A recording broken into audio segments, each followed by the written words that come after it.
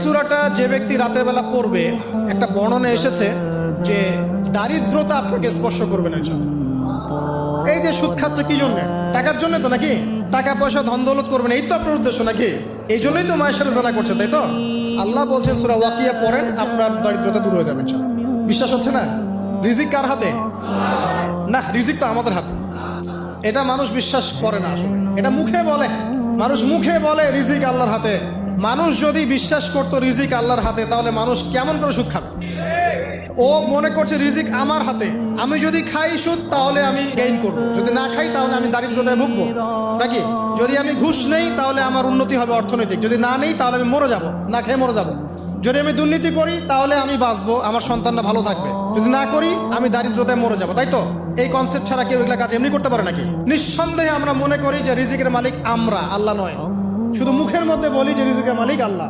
রিজিকের মালিক যদি আল্লাহ হতো তাহলে আমি হালাল পথে থাকতাম এবং তাওয়াক্কুল করতাম যে আল্লাহ আমাকে যা রিজিক দিয়েছেন তা তো আসবেই, আসবে না? আসবেই। আপনাকে যদি আল্লাহ পাক, এটা কোন জেলা? লালমনিরহাট। লালমনিরহাটের 100 একর জায়গায় যত ধান হয়, এতগুলো ধান যদি আপনার আমল নামায় লেখা থাকে, মানে আপনার আমল নাম হচ্ছে রিজিকে, তাকদিরে, আপনার তাকদিরে যদি লেখা থাকে যে আপনি 100 একর জমির ধান খাবেন তারপর মরবেন, আছে না লেখা? আচ্ছা, একটা দানা কম বেশি হবে?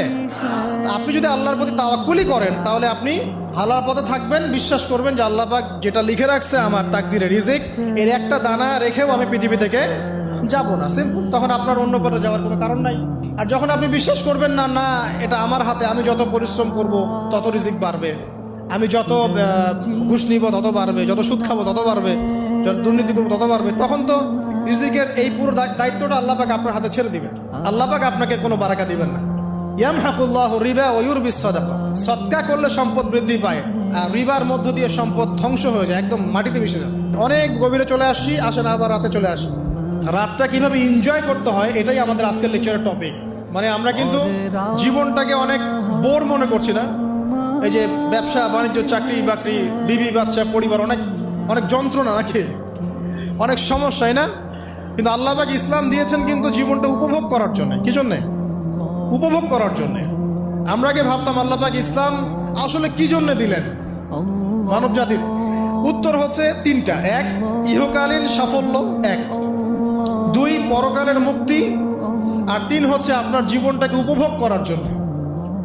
আপনি জীবনটাকে ইসলাম দিয়ে যেভাবে উপভোগ করতে পারবেন অন্য কোনো বিষয় দিয়ে পারবেন না। পারবেন? পারবেন না। আসেন দেখেন কিভাবে। রাতটা নিয়ে কথা বলি।